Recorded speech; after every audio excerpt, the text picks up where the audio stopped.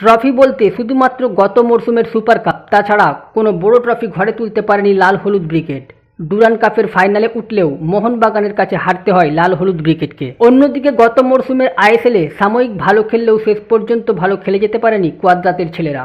তাই এবার শুরুর থেকেই যেন ঝাঁপাতে চাইছে ইস্টবেঙ্গল টিম ম্যানেজমেন্ট। ইতিমধ্যেই গত মরশুমে আইএসএলের সেরা গোলদাতা দিমিত্রিয়স দিয়ামন্তাকসকে সই করিয়ে কার্যত চমক দিয়েছে লাল হলুদ ব্রিগেড। সেই সঙ্গে ইস্টবেঙ্গল চুক্তি বাড়িয়ে নিয়েছে সাউল ক্রেসপোর সঙ্গেও। তারপর গত মরশুমের মোহামেডান স্পোর্টিং ক্লাবের হয়ে দুর্দান্ত ফুটবল খেলা ডেভিড লালাসাঙ্গাকেও সই করিয়েছে ইস্টবেঙ্গল। অন্যদিকে আবার হায়দ্রাবাদ এফসি থেকে জোথান পুইয়াকেও দলে নিয়েছে ইস্টবেঙ্গল। এমনকি রাউন্ড গ্লাস পাঞ্জাব এফসি থেকে মিডফিল্ডার মাহিদ তালালকে সই করিয়ে কার্যত চমক দিয়েছে লাল হলুদ ম্যানেজমেন্ট। সেই সঙ্গে গতবারের অধিনায়ক ক্লিন্টন সিলভা ও রক্ষণভাগের শক্ত খুঁটি হিজাজি মাহিরের সাথেও চুক্তি বাড়িয়েছে ইস্টবেঙ্গল। এইবারেও দলের অধিনায়ক হিসাবে ক্লিন্টন সিলভার উপর আস্থা রেখেছে ইস্টবেঙ্গল কোচ ও ম্যানেজমেন্ট।